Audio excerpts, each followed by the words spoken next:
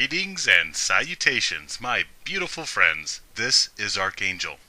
What many people don't know is that, actually, I am an Avenger fighting injustice. And how did this come to be? The making of a Devaluation Avenger goes a little something like this. I was born male. This means, like all other males, I was a Ferrari, tricked into believing myself a beat-up old farm truck. A beat-up old farm truck who then sat around wishing he could be a Ferrari, so that people would like him, and so that exalted, beautiful, benevolent angels would grace me and sit in my driver's seat. Anyhow, because I was born male, I was ultimately born a shovel to serve the true royalty of the human race, born into service and subjugation to females. And inevitably, I was denied affection and approval from these goddesses as a tactic of behavior training and manipulation in order to compel me to take a saddle and bit into my mouth willingly, as they do most males. Long story short, females throughout my life denied me free, unadulterated affection. Ignorantly and naively, I assumed that I was not favored by female kind because I was aesthetically objectionable, ugly, and muscularly inferior. I was, of course, oblivious to reality, that males are shovels. Females only care about a male's utility, and hence they do not care about males' looks, only their provision and production. Males eventually come to realize that strong hands that toil and a fat wallet go a lot further than boy band looks on males. When you seriously awaken, you will see that females, why would they care about what their brooms or rakes or shovels look like? Just do what you're supposed to do, then get out of sight. That's why it is common to see supermodels with Donald Trump types. Anyhow, to my pre-red pill understanding and reasoning, I assumed that affection would follow an upgrade of my curb appeal. So, bing bang boom, I changed my physique through weight training and eventually found my way into exotic dancing. Pretty much stripping. Now, whether it was from enhanced confidence or because of a female's tendency to covet and pursue what other females desire, either way, I suddenly found myself on females' radar. And I went from female affection starvation to affection solicitation and inundation. I went from famine to feast. I went from freezing temperatures to sultry heat like that. Of course, the flies and vultures come out when there is roadkill. Leeches come out of the woodwork when you are deemed hot property. Otherwise, you are simply a nondescript shovel to feed a tax machine. Yet being on a female's radar, being in demand in whatever way, gave me my avenging superpowers. I was the one being pursued. I was in demand. Essentially, I had the gold and I made the rules. Females pursued me and jumped to my whims. However, this sudden attention inundation from females was too little too late. I had already began choking down red pills over gynocentrism, hypergamy, and male devaluation. I was damaged by male devaluation, and so I twisted female solicitation into my using them simply for the sake of using them, feeding back to them doses of their own medicine. I saw myself as a righteous avenger, giving females a taste of their own treatment for all the times I and every other male had been abused, then discarded. For all the times we as a sex have been used for utility and protection, then tossed aside to die for female benefit. My time as this undercover avenger was also a course, a learning experience into human behavior and motivations. If given certain circumstances and proper conditions, humans run on autopilot and reptilian instinct. I am a very feeling and compassionate being who has, after much effort, transcended primitive instincts. I have turned my back completely on procreation, which most people do not do. They simply follow their biological imperatives. I consider myself caring and fair, and I do not wish harm on anyone, aside from a good butt-whooping for their own good, which is called tough love. Yet in the early days of being the male devaluation Avenger, even I held my conscience for ransom and gagged my ethics as I pursued my vendetta against the malevolent sex who ruthlessly usurp utility from the male sex. You see, I and other males have been abused simply because of our sex. Then, when the opportunity presented itself for females to solicit attention from me, the grunting, knuckle-dragging, burping, farting, mouth-breathing, protruding four-headed mutant man-ape? Yeah, now it was go time, and I reverted from enlightened, nice guy to jaded pirate bent on revenge because of the environment. And this is how I can generalize female nature and fall asleep at night soundly, trusting in the accuracy of such observations. Because I am acutely familiar with human nature, which is to stand on the backs of others and get ahead on somebody else's dime. Females may be endowed with higher morality capability, yet still, if given the right environment, they will revert to basal instincts and coast on autopilot. And in an environment where males will do everything, including die, for females, this is the fruitful soil in which females cease to develop higher functioning and morality, and they simply settle for the usurping of male utility and taking full advantage of the entitlements offered to them, while becoming greedy and demanding more and more and more.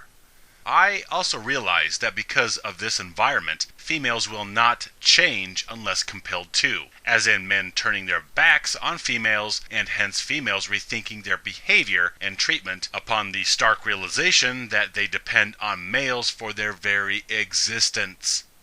At first, I let females throw themselves at me and do things for me because I was playing catch-up from years of female neglect. Then I saw females in their truest sense, and as these red pills circulated throughout my system, and I recognized female nature belying every female action, deed, or word that they only did for me because they wanted utility from me, they performed a courtship dance to entrance me, so that they may turn the tables and have me protect and provide for them once I was hooked on their drug of romantic affection. Thus, females throwing themselves at me was part of their agenda to court me, which was conducive to the master plan, which was to break this wild bad boy stripper and compel him to stop his whinnying and bucking long enough to accept a saddle and bit, like every other male. Females like a chase. They like the challenge. They want to be the one to claim that they broke a wild stallion. The more I recognized female usury of males, the more I blindfolded and gagged my conscience over using females and treating them less than hospitably, as I decided to fight fire with fire.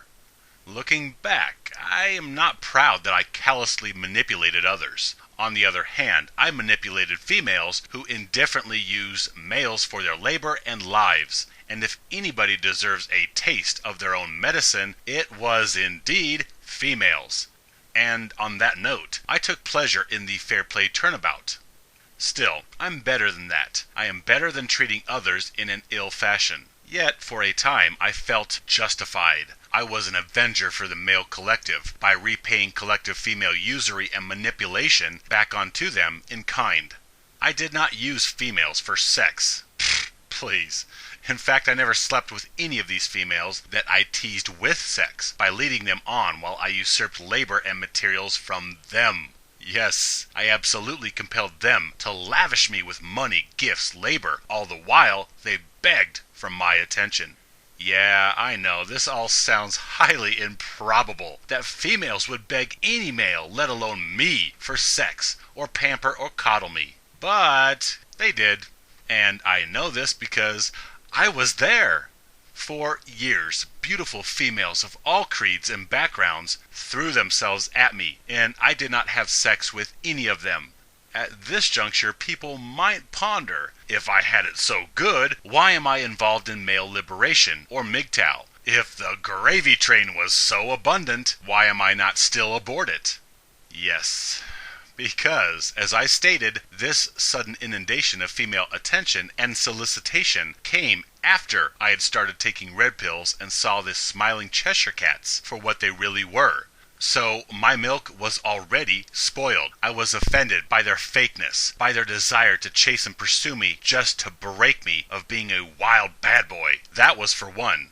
For two, superficial associations and manipulations for personal greed is a shallow existence. And three, the plight of males being used and discarded by millions every second of every day. This is unacceptable, and I feel a higher calling to rail against male devaluation and disposability. I feel an indescribable fire within me to engage gynocentrism. I am not the type who can board himself up in a castle and gorge on turkey legs and wine while the hundreds of thousands of peasants outside the walls starve. Still, for much time, I was a double agent aboard that gravy train. I was Vlad the Impaler, running through my sword of righteousness upon my adversary. So, with enthusiasm, I treated many uterine possessors less than favorably, and the more they did for me, the more I demanded. This is how I understand the insatiable female demand for ever-increasing male utility and prostration. I understand female nature after years of observation and epiphany congruous with MGTOW philosophy. I literally had dozens upon dozens upon dozens of females get butt naked before me and beg me to take them. Yes, beg. How do I know? Because I was there, and every time I teased them or denied them, I pictured a pitiful nondescript male out in the world somewhere who was being played and discarded by some female. And then I focused on the waves of millions being chewed up and spit out by the collective feminine, and my resolve would coalesce sharper than it had been before, and thus I manipulated females into utility. Females would do my chores, some would do them naked, and I would simply deny them affection as I told them about all the spots that they missed while they were cleaning. Females traveled from other cities or states on their own time and their own dime just to cook and clean for me and bring me gifts again and again. Every time I would deny them the affection that they thought that I might give them, or the physical affection I had teased them with on the phone. One female traveled clear across the country on her own provision after seeing my picture on the internet. She came here on her own dime, and I had another female go and pick this girl up from the airport 3 hours away and bring her to me. Then the hopeful traveler took me out everywhere and coddled me for the week that she was here, after which I sent her back to the airport without even having touched her. My friend got so flustered with me because this chick, she really was hot, and her body was like pow, and she was kinky, and he watched me play her. It wasn't so much that I was manipulating her that he took issue with, but rather that I was not indulging in the 7 days of Greek orgy that this girl from across the country had flown here to offer me. She had put out all this time, effort, and expense to bring herself to me and throw herself at my feet, and I simply played it. Other females paid my bills for me and bought my dog toys and treats and food. Others did my grocery shopping and would leave the groceries on my doorstep. Others would leave cards with money or gift cards on my doorstep or under my windshield wipers. I would give females a list of items to fetch for me from the store, and when they would deliver me my demands, rather than thank them, I would make up something that they missed just to mess with them. One gal took me to a posh ski resort for the weekend. I did not take my wallet at all. She took me to some romantic dinner on Saturday night where we were the only people in the restaurant. It really was a romantic dinner in the truest sense. Then later, in the hotel, she got naked and begged me to take her. My response? I turned on the TV and told her to quiet down. Yep. Still, other times, other girls would get naked at all hours of the day and stick their boobs or their vagina in my face and implore me to just touch them, and I would just roll my eyes. And females would beg me to get naked for them, which I refused every time, and this only seemed to fuel their desire to see me in my birthday suit. I had females feed, wash, and groom me, tuck me into bed and tell me stories or sing to me. Then I would remind them to turn off the lights and lock the front door as they were leaving to go home and sleep in their own bed, not mine. One female lived in another city and gave me her car, her only transportation, and I already had 3 cars at the time. Yes, all true. Females have lied, cheated, stole, and assaulted others over me. And these were attractive females, not hillbilly trolls. You see, I am extremely picky when it comes to female physical appearance, and I will not waste my time with females I am not completely attracted to. Many of my friends, many times, would like to have thrown me a beating for my own good, because they watched me so indifferently use such attractive females without consummating a single association. These events to which I speak occurred over a period of a few years, and in many different parts of the country. Yes, there were a lot of missed opportunities for me to have sexual congress with many attractive, beautiful females. But then again, I had a different agenda. I mean, sex? Pfft, who cares? Sex is a useless, temporary, transient enjoyment. It is 3 seconds of feel-good. It is ephemeral. It is not hard currency. Having intercourse with a gorgeous female is easy. Any male can get into the pants of a hot female if they have the right key. Usually, it's a fat wallet. However, getting a hot female to buy you a car, that is impressive. By this time, I had lived long enough to realize that males were utilities to females, and the female collective, for their part, do not care about males nor their welfare. And though I did not know that these words existed, I was aware of hypergamy and gynocentrism before this terminology had presented itself to me, and I was MGTOW before I had formally been introduced to like-minded males. I have been far beyond the illusion of female benevolence and tender fragility for quite some time now, and I'm aware of females for the opportunists they are. I was simply applying the same usury to them that they applied to naive, unsuspecting males. I was simply visiting female slights back on to the female sex. I mean, we're all equal, right? Tit for tat. An eye for an eye. Good for the goose, good for the gander. Isn't that right? Females are big girls. They can take it, huh?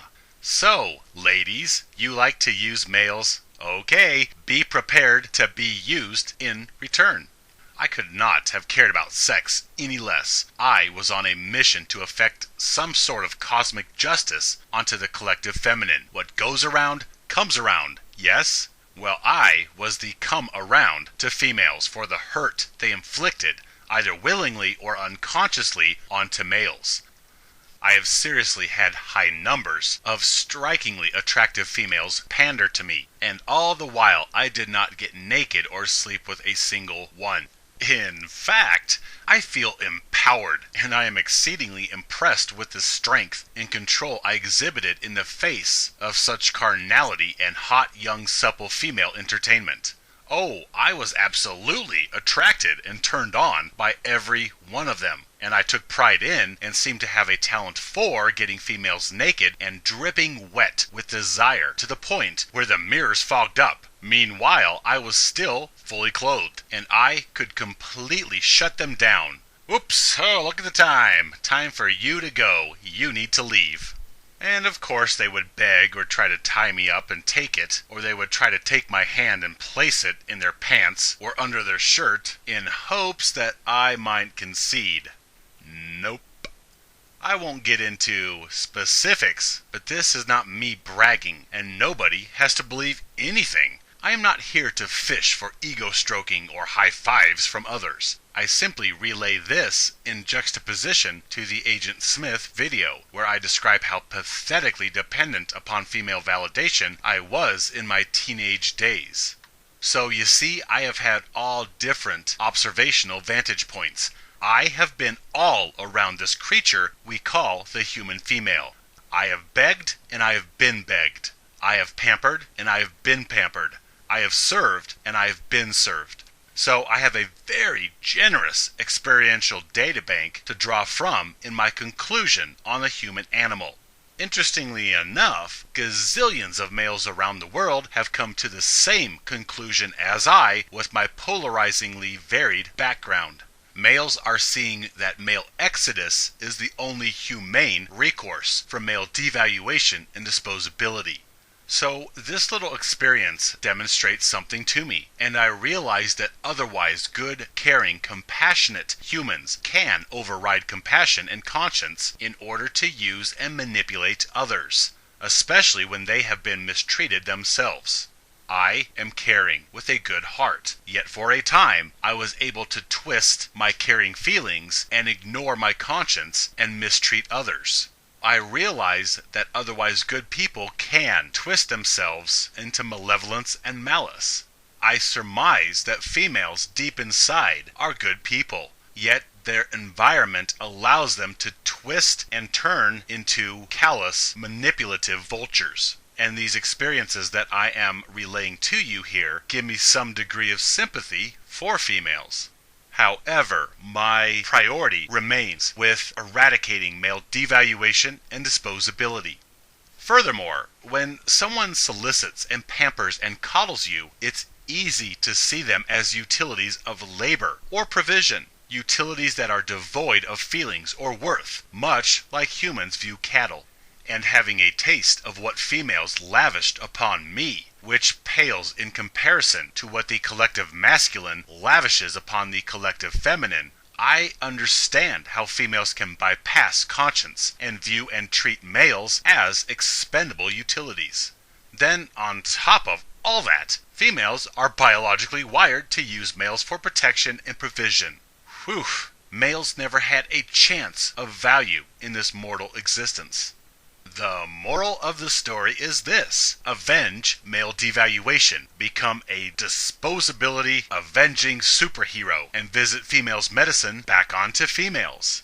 No, actually it's not, and I am not proud of mistreating others. I am better than that. We are better than that. And rather than getting our hands dirty and miring our brilliance and beauty down in filth, the most humane course is to simply walk away.